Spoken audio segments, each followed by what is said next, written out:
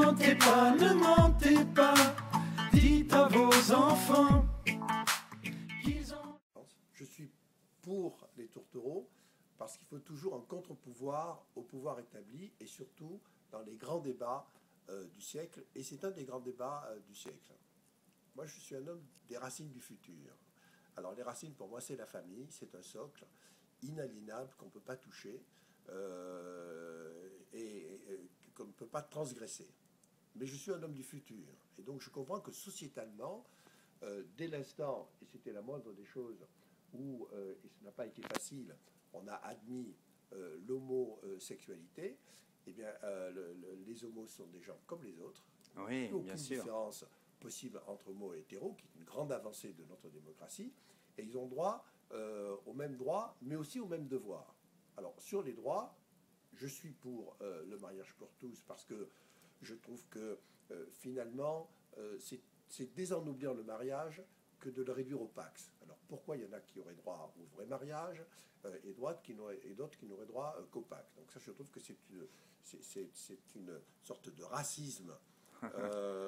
Ségrégation. Ségrégatif qui n'est pas tolérable.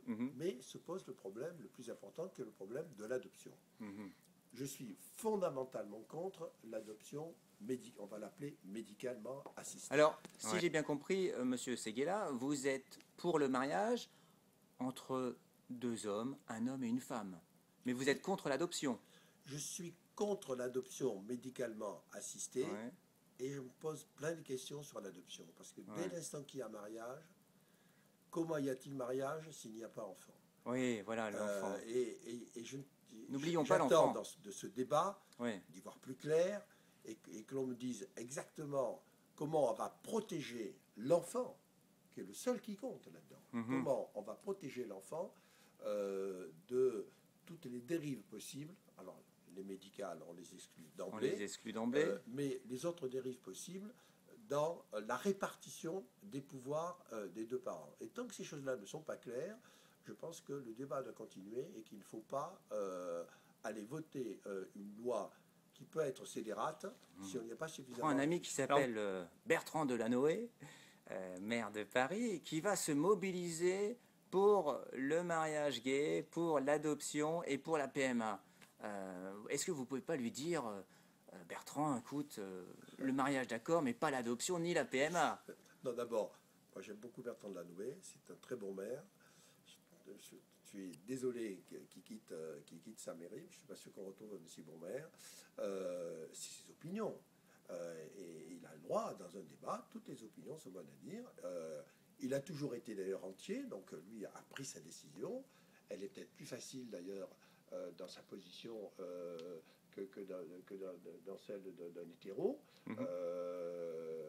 Je la respecte, je veux simplement qu'on la discute. Je veux simplement y voir plus clair dans la suite. Quelle sera la suite de l'enfant dans cette décision? Alors justement, très bonne remarque, merci de cette transition. Le ministre délégué à la famille a parlé de la première marche. Le mariage pour tous serait la première marche. Donc ça veut dire qu'il y en aurait d'autres. La première marche, c'est d'avoir reconnu l'homosexualité. Elle est capitale. Elle est fondamentale. Mais ça, c'est dans les faits, ça, déjà. Non, mais c'est ça la première marche. Et elle est fondamentale.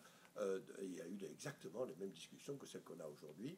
À ce propos-là, elle est fondamentale dans une démocratie. Oui. Et finalement, les choses se passent très bien. Oui. Et finalement, c'est reconnu aujourd'hui. Bien sûr. Et finalement, il n'y a pratiquement plus d'ostracisme face à ça. Là, vous parlez en fait de l'année 82 qui a dépénalisé l'homosexualité. Exactement. Exactement. Bon, alors, il a fallu 20 ans.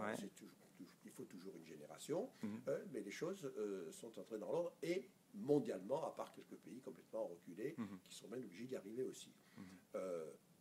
La deuxième marche, qui est celle du mariage, elle me semble obligatoire. Comment accepter l'homosexualité et leur refuser la normalité? Puisque le mariage est la normalité de notre société.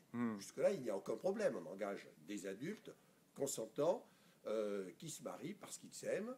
Et je ne vois pas pourquoi ils s'aimeraient moins que des couples hétérosexuels. Je pense même voilà, le problème n'est pas l'amour. Le problème, Si, le premier, l'amour. Ouais. C'est l'amour, et puis l'amour des enfants après. Oui, mais Le tout le problème monde, capital, c'est l'amour. Bien Ce sûr, qui mène le monde, c'est l'amour. mais tout le monde reste- reconnaît ça. Non, mais le problème, c'est l'amour. Qu'est-ce que Dieu si ce n'est l'amour? Voilà. Aimez-vous les uns les autres, c'est le slogan de tous les temps. Alors après, on entre dans la difficulté de l'adoption. Oui.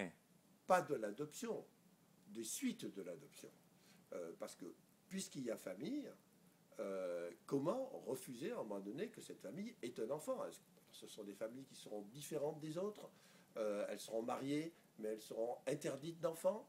Est-ce qu'il est pensable d'interdire à des gens qui s'aiment de faire un enfant? Alors ça veut dire que si on leur interdit, c'est parce qu'ils sont homo. Donc on remet en cause Alors, oui. la décision que Ouais. le pays entier a prise et admet aujourd'hui et trouve que c'est une très bonne décision d'avoir accepté l'homosexualité. Donc il faut être par contre extrêmement vigilant sur les frontières de cette adoption et interdire que ce soit une adoption qui ne soit pas une adoption naturelle. Il y a suffisamment d'enfants à adopter sans vouloir aller chercher des mères porteuses ou n'importe quelle autre solution médicale. Nous avons bien compris, Monsieur Séguélin, tous vos propos. Merci de nous avoir accordé ces quelques minutes. Nous vous invitons, puisque vous nous appréciez et nous vous remercions de cette appréciation, à venir visiter les tourtereaux sur leur support numérique, sur leur site internet www.lestourtereaux.com, ou alors à nous suivre sur Twitter, @lestourtereaux. Et nous allons, comme vous le savez, nous y travaillons déjà aux manifestations du 13 janvier. On essaye de créer l'unité parce qu'il y a eu les manifestations du 17 et du 18 novembre. Il faut que le 13 janvier, une seule manifestation réunisse tous ceux qui ne veulent pas du mariage pour tous, toute la France diverse, bigarrée, toutes les bannières, que vous soyez catho, que vous portiez la kippa, la soutane, le col romain ou le jean troué ou les dreadlocks. Et on vous dit peut-être que vous serez des nôtres. Non. Non. Alors, Non, parce que c'est pas.